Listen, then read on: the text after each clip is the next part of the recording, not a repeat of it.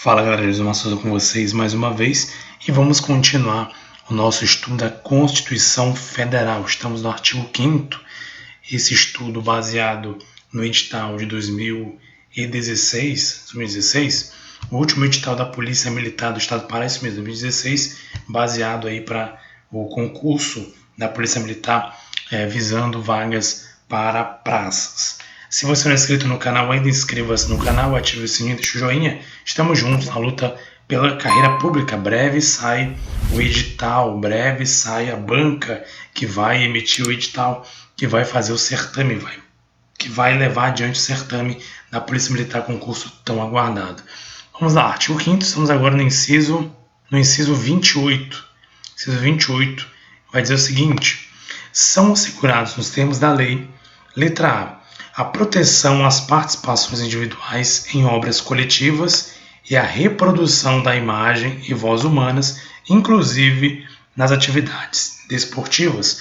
Como eu falei nos vídeos anteriores, aquilo que eu achar necessário comentar a fundo, vou comentar. Aquilo que eu achar muito simples, não vou comentar. Aqui no caso não tem muito o que dizer. Está falando que existe a proteção às participações individuais em obras coletivas, ou seja, se uma pessoa participa numa obra coletiva, como está dizendo aqui, inclusive a imagem e a voz humana, vamos supor, um narrador de futebol ali, no meio de um grupo de pessoas ali, de um grupo que uma emissora, né, seja ela de TV ou de rádio, que está falando da voz humana também, que esteja participando de um evento esportivo, por exemplo. A proteção na participação individual é garantida, como diz nos termos da lei, ou seja, a participação individuais em obras coletivas tem uma proteção de acordo com a lei. Então, aquele narrador de futebol, como é o exemplo que estou dando aqui para vocês, ele pode sim ter o seu direito individual, uma proteção do direito individual de acordo com a lei. É isso que está dizendo, não tem muito que interpretar exatamente como está escrito aí na lei. Ou a linha B vai dizer: o direito de fiscalização do aproveitamento econômico das obras que criarem ou de que participarem os criadores aos intérpretes e as respectivas representações sindicais e associativas. Também nos termos da lei são assegurados o direito de fiscalização do aproveitamento econômico das obras que criarem ou de que participarem aos criadores, aos intérpretes, as respectivas representações sindicais e associativas. Existe o direito de fiscalização e aproveitamento daquelas obras. Inclusive, coloca as representações sindicais e associativas também envolvidas nessa questão do direito, né, fiscalização, aproveitamento, etc. Então, aqui não tem muito o que dizer também, é a letra da lei, o que está dizendo aqui, que é assegurado o direito de fiscalização do aproveitamento econômico das obras que criarem e participarem aos criadores, intérpretes e as respectivas representações sindicais, ou seja, aqueles que participam da obra também são assegurados na lei a fiscalização e aproveitamento econômico dessas obras. Inciso 29. A lei assegurará aos autores de inventos industriais privilégio temporário para a sua utilização, bem como a proteção às criações industriais, à propriedade das marcas, aos nomes de empresas e aos outros signos distintivos, tendo em vista o interesse social e desenvolvimento tecnológico e econômico do país. Quero que você detalhe toda essa situação aqui no inciso 29, essa questão aqui, privilégio temporário para a utilização. Está falando que a lei assegurará aos autores de inventos industriais o privilégio temporário, ou seja, o privilégio daquele que inventa algo industrial é temporário. Está deixando bem claro que não é algo que vai ser para sempre, eterno, ou a vida inteira vai ser um privilégio particular daquela pessoa, daquele autor, daquele inventor industrial. E vai explicar no final por quê, né? Tendo em vista o interesse social e desenvolvimento tecnológico e econômico do país. Ou seja, por um tempo aquilo vai ser exclusivo daquele autor. Mas com o passar do tempo, ele não diz ali, não diz exatamente que, pelo menos não, a Constituição não vai dizer exatamente quanto tempo, né? Como é temporário, em algum momento isso vai fazer parte de algo que todos vão ter acesso, e não somente aquele inventor ou aquele autor. Como está dizendo aqui, né? A lei vai assegurar o privilégio temporário, também a proteção às criações industriais, ou seja, se a pessoa criou, ela pode patentear, ou vai dizer a propriedade de marcas, os nomes de empresas e outros signos distintivos, ou seja, em outras palavras, a questão da patente. Então, está dizendo que a patente é algo que a lei vai assegurar. Você pode criar uma empresa, você pode colocar um nome na empresa, inscrever ela, você pode criar um produto, uma marca, pode criar, inventar alguma coisa e colocar o seu nome, registrar aquela patente. Então, a lei, a Constituição está dizendo basicamente que você vai ter assegurado o direito de ter essa patente ou ter esse privilégio, no caso de alguma invenção industrial, por um tempo, para que o país também se desenvolva através dessa descoberta, ou desse invento, dessa invenção, como é o caso. Inciso 30, garantido o direito de herança, que não tem nem o que discutir, né? Herança é um direito, é o que está dizendo o inciso 30. Inciso 31, a sucessão de bens de estrangeiros situados no país será regulada pela lei brasileira, em benefício do cônjuge ou dos filhos brasileiros, sempre que não lhe seja mais favorável a lei pessoal de cujos. Isso aqui, inclusive, eu respondi em questões recentes. Se você não assistiu, peço que você assista as questões que nós respondemos em alusão a concurso da PM, claro, em relação ao artigo 5º, alguns artigos da Constituição. Inclusive, das questões que nós respondemos, né, de uma banca, não lembro qual é a banca, vai trazer esse inciso 31 e vai trazer uma situação em que vai perguntar, né, vai trazer ali algumas alternativas perguntando, cria uma situação, diz ali uma situação que uma pessoa faleceu, né, um estrangeiro, etc. E aí perguntando como vai, né, se dar a questão da regulação, né, do caso da herança. Então aqui a lei é bem clara quando diz que a sucessão de bens do estrangeiro, né, será regulada pela lei brasileira. Agora tem um detalhe, sempre pela lei brasileira? Não. Se a lei do decúbito, ou seja, a lei daquela pessoa que faleceu, for uma lei mais favorável, for uma lei melhor, né, para as pessoas que são aqueles beneficiários diretos, como está dizendo a lei aqui, que é o cônjuge ou os filhos, certo, brasileiros, sempre vai ser mais favorável. Então, nesse caso, se a lei pessoal, a lei do país que aquela pessoa, ou então um testamento que ele tenha feito, for mais favorável que a lei brasileira, então vai se utilizar a lei do decúbito, ou seja, a lei pessoal daquele falecido, porque é uma lei que é mais favorável, certo? Inciso 32. Então, esse inciso 31 é só você lembrar disso. Nem sempre a lei brasileira vai regular a questão da sucessão de bens. Pode ser a lei estrangeira, se essa for mais favorável à lei pessoal do decúbito, ou seja, a pessoa falecida. 32. O Estado promoverá na forma da lei a defesa do consumidor, que também tem muito que discutir. Existe uma lei, inclusive, do consumidor, que é uma lei criada especificamente para o consumidor. O que a gente tem que saber é que o Estado ele vai promover na forma da lei a defesa, né? Então o Estado tem a obrigação de promover na forma da lei a defesa do consumidor. Inciso 32, 33. Todos têm direito a receber dos órgãos públicos informações de seu interesse particular ou de interesse coletivo ou geral que serão prestadas no prazo da lei sob pena de responsabilidade, ressalvadas aquelas cujo sigilo seja imprescindível à segurança da sociedade e do Estado. Inclusive, também respondi uma questão quanto a isso, umas questões que estavam respondendo de bancas, e aqui é algo muito claro que você deve memorizar. Na minha opinião, é uma das questões que podem sim cair na tua prova, que é muito cobrado pelas bancas. Está dizendo que todos têm direito a receber informações dos órgãos públicos, mas todos de que maneira? Quais informações? Do interesse particular, ou seja, se eu tenho uma informação minha, eu estou com um processo ali, entrei com um processo administrativo, requerendo algo do poder público, do Estado, dos órgãos públicos, eu quero ali informação particular minha, sobre aquela situação ali. Então eu tenho o direito de receber aquela informação. Ou então, se a informação for de interesse coletivo. Se a tua prova trouxesse dizendo que a informação, todos têm direito de receber dos órgãos públicos informações de interesse particular, coletivo ou de terceiros, está errado.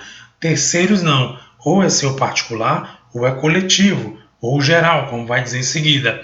que serão prestados no prazo da lei. A lei pode estabelecer o prazo, dependendo de qual tipo de documento ou informação, vai existir uma lei específica trazendo esse prazo. Sob pena de responsabilidade, ou seja, pode ser responsabilizado aquele que não prestar, né, o órgão que não prestar a informação devida, né, no devido prazo. O detalhe é que a ressalva fica por conta do sigilo. Em casos em que o sigilo seja imprescindível à segurança da sociedade e do Estado, as informações podem não ser prestadas. Digamos, existe aí uma informação de cunho coletivo, por exemplo, algo de interesse coletivo. Porém, essa informação é uma informação que ela não é informação que é uma informação que pode, né, fragilizar a segurança, né, do Estado, pode criar uma situação que pode levar a sociedade a ser prejudicada, pode criar um risco à sociedade ou ao próprio Estado. Nesses casos, o Estado ou os órgãos públicos ficam desobrigados a prestar a informação, porque essa informação é imprescindível para a segurança da sociedade e do Estado. Nesse caso, o órgão público pode sim se recusar a entregar a informação. Inciso 34. São a todos assegurados, independentemente do pagamento de taxas. E aqui você tem que tomar cuidado, hein? Porque isso aqui cai sim em provas, inclusive uma prova que eu fiz, salvo engano, do MPU, caiu, né, nessa prova que eu fiz, isso aqui, e eu acertei, por sinal acertei, porque eu já li bastante isso na Constituição. Olha só, são a todos assegurados, independentemente do pagamento de taxas, ou seja, você não é obrigado a pagar taxas por isso, tá? O direito de petição aos poderes públicos em defesa de direitos ou contra a ilegalidade ou abuso de poder, ou seja, você pode peticionar junto ao poder público ali um direito, né, uma defesa, um direito de ilegalidade ou abuso de poder, você pode requerer aí uma providência do poder público. Ou B, a obtenção de certidões em repartições públicas para a defesa de direitos e esclarecimento de situações de interesse pessoal. Você pode chegar no clube e dizer, olha, preciso de uma certidão para esclarecer algo, ou para defesa, eu preciso aí defender um direito meu, e eu preciso da certidão que confirme aí, que alegue que eu estou exercendo pleno direito sobre esse assunto. Então é obrigação, independentemente, não pode ser cobrada taxa de você quanto a isso. A questão do direito de petição aos poderes públicos, né, para defesa do direito ou contra a ilegalidade ou abuso de poder, e também a obtenção em repartições públicas de certidões que venham esclarecer direitos, situações de interesse particular, defesa de direito e situações de interesse particular. Inciso 35, né? A lei não excluirá da apreciação do Poder Judiciário lesão ou ameaça a direito. O que isso significa? Isso aqui tem um debate muito amplo no Poder Judiciário, etc. Mas aqui não é o caso, até porque é um concurso da Polícia Militar. Eu creio que não vai ser cobrado com tanta amplitude ou cobrando assim um nível de conhecimento maior.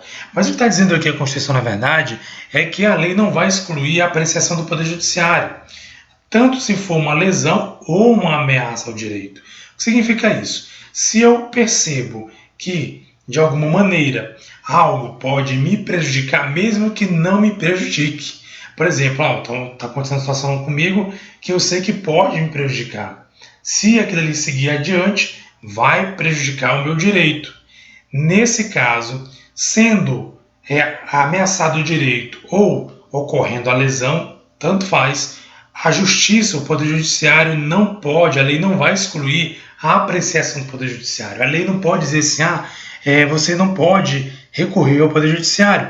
Isso acontece muito, dizem os doutrinadores, professores, como sempre digo, não sou professor, sou um estudante igual a vocês, porque antigamente existia muita exigência de que você, primeiro, antes de requerer algo do Poder Judiciário, você fosse a um outro órgão solicitar ou buscar algo.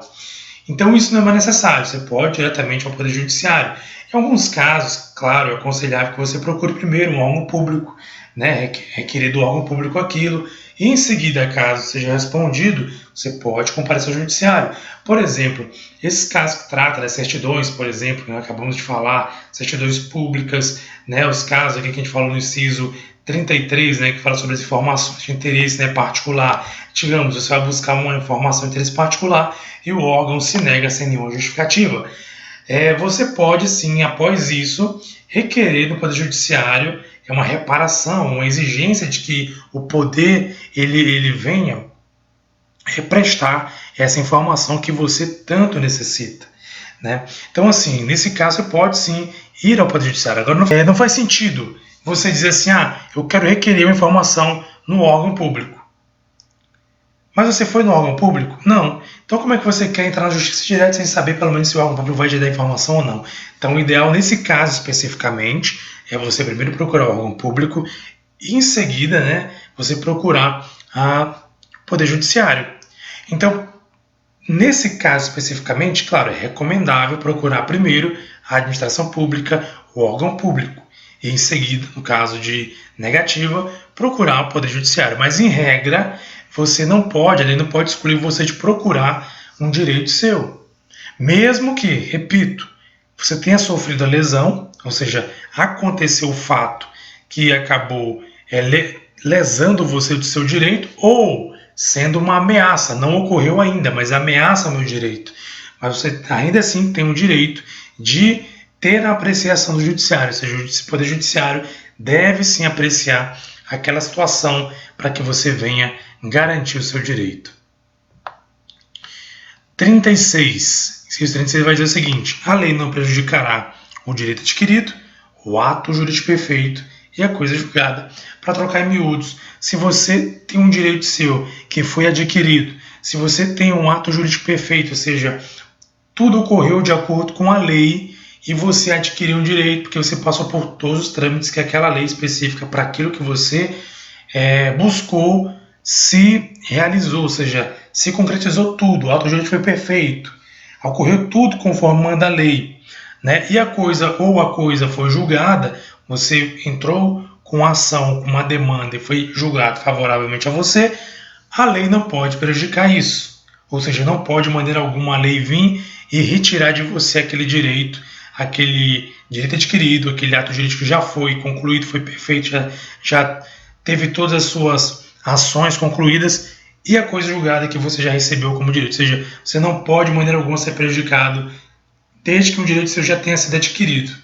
Para resumir a história, digamos, eu recebi um direito de me aposentar, por exemplo, desde, claro, que não haja ilegalidade, né, existem os casos específicos, mas não pode vir uma lei dizer assim, por exemplo, digamos, se eu vou lá e me aposento com os meus 60 anos, aí vem uma lei dizer assim, olha, a partir de agora, você só pode se aposentar, me aposento com 65 anos, aqui acho que é regra atual, não sei se mudou, 65 anos, né, uma suposição. E aí vem uma lei nova e diz, olha, agora só com 70 anos. Eu não posso ser prejudicado. Por quê? Porque já estou com o meu direito adquirido. Eu já cumpri tudo aquilo, já cumpri meu tempo de serviço, já cumpri a minha idade.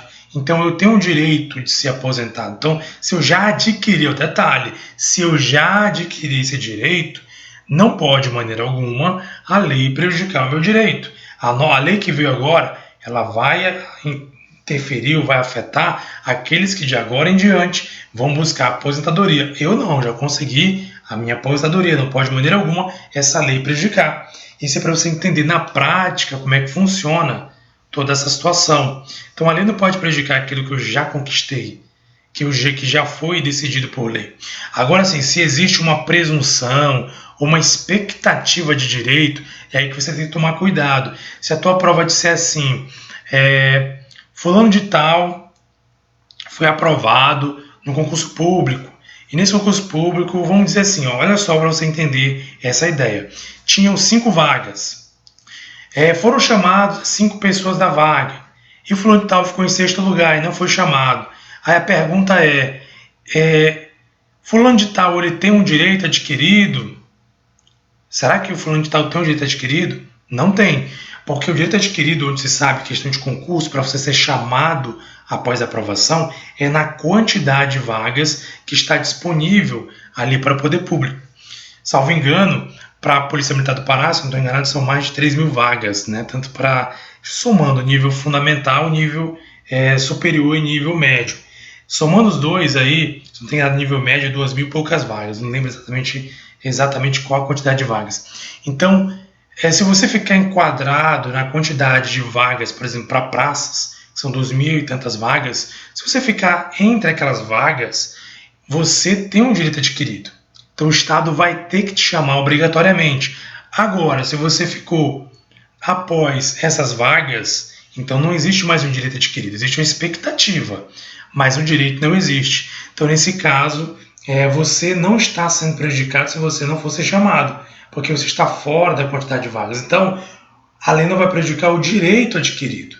Se o direito foi adquirido, você tem todo o direito de requerer, de buscar, inclusive na justiça, se for o caso, o seu direito. Agora, se não foi o direito adquirido e sim uma expectativa do direito, aí não tem possibilidade de você requerer isso, né?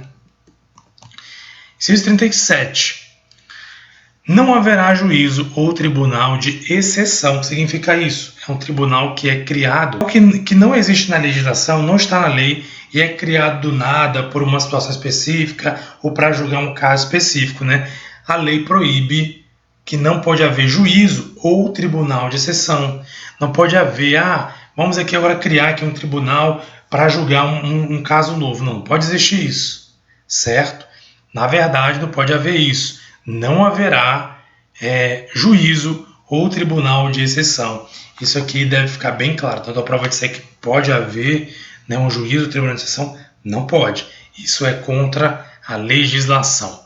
Bem, pessoal, vamos parar por aqui para não ficar muito longo esse vídeo. Se você não é inscrito no canal, inscreva-se no canal, ative o sininho e deixe o joinha. Estaremos sempre trazendo aqui informações, inclusive aqui alguns compartilhar, vamos dizer que compartilhando conhecimento, porque eu não sou professor, mas o pouco conhecimento que nós temos, nós vamos compartilhar para que você seja aprovado nesse concurso público da Polícia Militar do Pará. Um abraço, até mais. Fui!